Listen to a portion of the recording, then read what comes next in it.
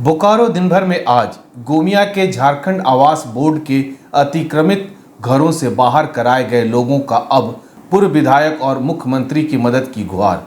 बरसात में बेघर हुए लोग के सामने कई परेशानियां, देंगे पूरी जानकारी बस कुछ ही देर में। नमस्कार, मैं हिमांशु हाजिर हूं बोकारो दिन भर लेके। बोकारो की अन्य खबरों में कल्याणी सीसीएल माइंस में पोकलेन मशीन में आग लगने से ऑपरेटर की हुई मौत।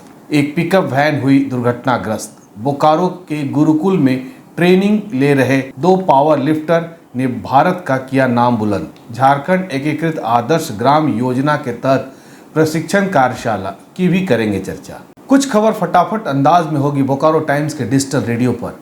दरअसल जिक्र करेंगे 25 ऐसी सूचनाओं और खबरों की, ताकि आप अपने आसपास से लेकर देश और दुनिया के हाल से वाकिफ हो सके। तो खबरों का सिलसिला करते हैं शुरू, और सबसे पहले देश और दुनिया का हाल।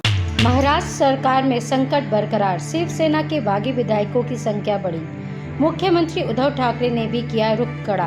द्रौपदी मुर्मू ने शुक्रवार को राष्ट्रपति पद के लिए अपना नामांकन दाखिल किया। आसाम में बाढ़ से 7 और लोगों की मौत की खबर। सिलचर में हालात हुए बदतर। भारत में 24 घंटे में कोरोना के 17,000 से ज्यादा नए मामले। दिल्ली मुंबई में भी कोरोना मामलों में उछाल। सोने की कीमत 150 रुपए प्रति 10 ग्राम गिरी, तो वहीं चांदी की कीमत 200 रुपए प्रति किलोग्राम गिरी। सप्ताह के अंतिम दिन सेंसेक्स 462 अंक और निफ्टी 142 अंक गिरकर हुआ बंद। एक नजर आपके राज्य झारखंड की 3 बड़ी खबरों पर। झारखंड के मुख्यमंत्री हेमंत सोरेन ने घोषणा किया है कि सभी कॉन्ट्रैक्ट कर्मी को नियमित किया जाएगा। झारखंड में कोरोना मरीजों की संख्या में वृद्धि। पिछले 24 घंटे में 36 नए मामलों के बाद राज्य में एक्टिव कोरोना मरीजों की तादाद 150 से ज्यादा। रांची हिंसा मामले की 8 जुलाई को झारखंड हाईकोर्ट में होगी सुनवाई। देश, दुनिया और झारखंड की खबरें अब नजर डालते हुए बोकारो के 9 प्रखंडों में से कुछ प्रखंडों की खबरों पर, जो आज सुर्खियों में बनी रही।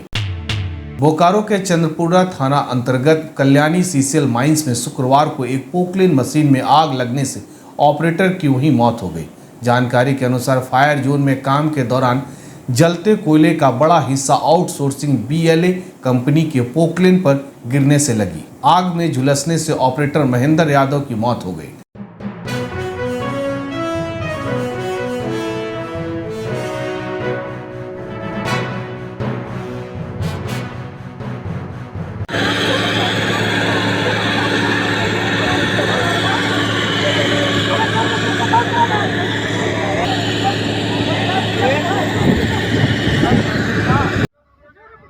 पोकलेन में आग इतनी भयावह थी कि महेंद्र को बचाने की कोशिश करने का भी वक्त न मिला। दुर्घटना के बाद मजदूर ने घटना स्थल पर बॉडी रखकर मृतक के परिवार के लिए नियोजन और मुआवजे की मांग की।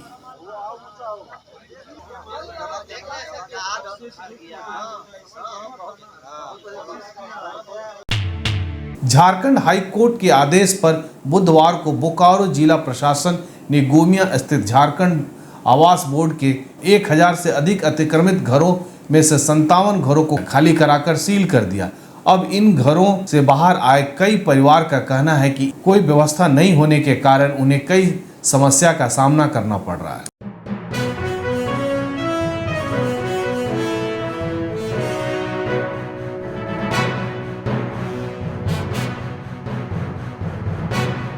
बेघर हुए लोग अपूर्व विधायक से गुहार लगा रहे हैं और मुख्यमंत्री हेमंत सोरेन तक अपनी बात पहुंचाने की गुजारिश कर रहे हैं। इसी बीच कॉलोनी वासियों ने IL बचाओ नाम की एक कंपनी का गठन भी किया। सुविधा स्कूल के नहीं खाली करवा दिए हैं सब, तो हम लोग झोपड़ी बना के वही खाना बना रहे हैं और वही सो रहे हैं। इसका कोई सुनवाई नहीं है।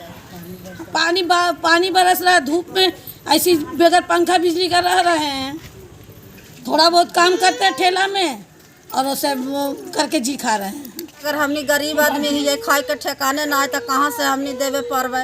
हमनी के बाल बच्चा अभी कोई बड़ा है, कोई छोटा है, कोई कमाई वाला है ये नहीं, तो कहाँ से देवे पड़वे। खाए पर तो आफत है। 1 रुपये चावल मिला है, वही लावा है, बनवा है, खा है।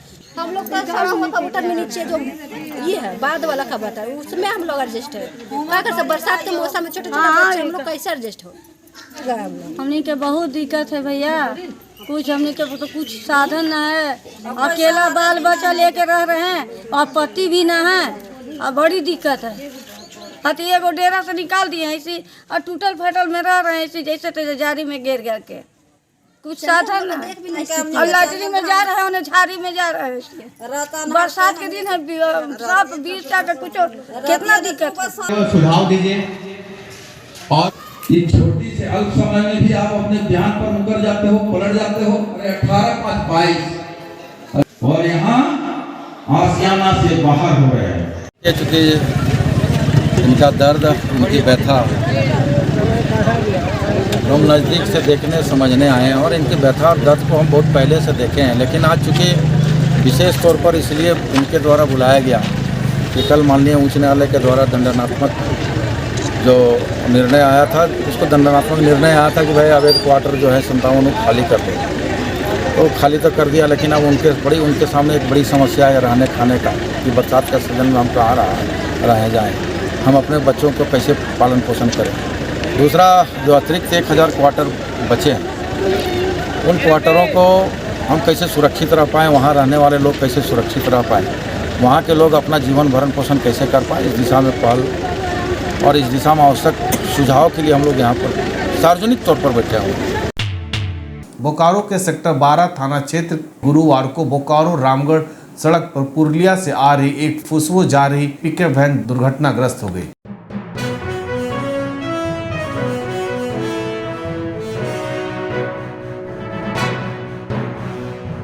पिकअप वैन के चालक के अनुसार वैन के आगे जा रही हाईवे अचानक ब्रेक लगाने के कारण एक ऑटो को बचाने के दौरान पिकअप वैन हाईवे से टकरा गई। इस दुर्घटना में किसी की हताहत होने की खबर नहीं है, हालांकि पिकअप वैन क्षतिग्रस्त हो गई।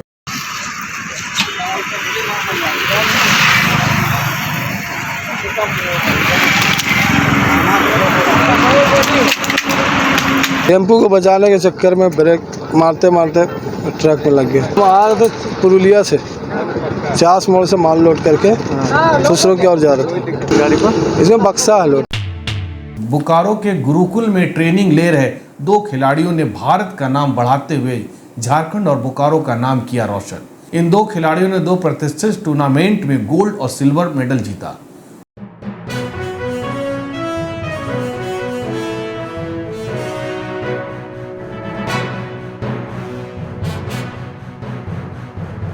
सेक्टर 12 में पावर लिफ्टिंग का कोचिंग चला रहे गुरुकुल के कोच देवी प्रसाद चटर्जी ने बताया कि दोनों खिलाड़ियों ने 3 महीने पहले उदयपुर से राष्ट्रीय पावर लिफ्टिंग चैंपियनशिप में झारखंड से खेलते हुए 3 गोल्ड 1 सिल्वर हासिल किया, जिसके बाद नेशनल रिकॉर्ड के साथ इसका चयन एशियन पावर लिफ्टिंग चैंपियनशिप में हुआ। यह चैंपियनशिप इसी महीने 17 से 21 तारीख के बीच भारत के कोयम्बटूर में आयोजित की गई। इंडिया ही इस गेम को होस्ट किया था इस बार, तो मुझे 4 मेडल्स मिले, जिसमें 3 गोल्ड था और 1 सिल्वर था, और मैंने 52 kg कैटेगरी में परफॉर्म किया। मेरा नाम मोहम्मद सफरुद्दीन शाह है, मैं 59 कैटेगरी का हूँ। Coimbatore Asian power lifting championship में मेरा सिलेक्शन हुआ था, वहाँ पे मैं 540 किलो उठा के फर्स्ट पोजीशन लाया। अभी हाल ही में 3 महीना पहले उदयपुर में राष्ट्रीय पावर लिफ्टिंग चैम्पियनशिप हुआ था, जिससे ये गुरुकुल से मेरा 5 बच्चे ने भाग लिया था, और ये 5 बच्चों को जो है मैंने यहाँ से भेजा था अच्छा तैयारी के साथ, जिसमें से सिल्वर ब्रोंज तो आया ही, लेकिन 2, एक तो मोहम्मद सफरुद्दीन और एक बिपाशा सिंह जो है राष्ट्रीय कीर्तिमान बनाया, एक हिस्ट्री बनाया गुरुकुल के लिए। नेशनल रिकॉर्ड के साथ इनका चयन एशियन पावर लिफ्टिंग चैंपियनशिप में हुआ। बिपाशा ने 3 गोल्ड मेडल और 1 सिल्वर मेडल, सफरुद्दीन ने 2 गोल्ड मेडल अलग अलग इवेंट में जीता। उप विकास आयुक्त कीर्ति श्री जी की अध्यक्षता में शुक्रवार को झारखंड एकीकृत आदर्श ग्राम योजना के तहत सांसद ग्राम योजना, प्रधानमंत्री आदर्श ग्राम योजना और मुख्यमंत्री स्मार्ट ग्राम योजना को बढ़ाने के लिए जिला स्तरीय प्रशिक्षण कार्यक्रम का आयोजन किया गया।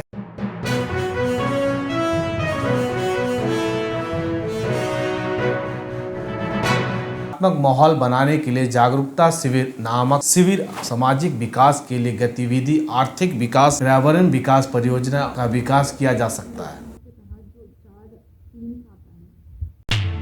जिले के प्रखंडों से 10 खबरें फटाफट अंदाज में होगी बोकारो टाइम्स के डिजिटल रेडियो पर।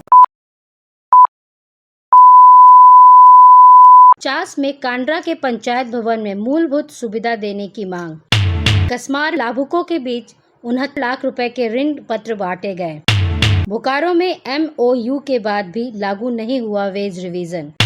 कसमार पंचायत चुनाव में 232 सीटों में से 143 पदों पर जीतकर महिलाएं हुई काबिज। बोकारो सदर अस्पताल में ENT मरीज को ऑपरेशन के लिए नहीं जाना होगा बाहर। पेनमो में बेकार पड़ा CCT सिस्टम बन सकता है हादसे का कारण। नावाडी में 29 किसानों के बीच स्वीकृति वितरण।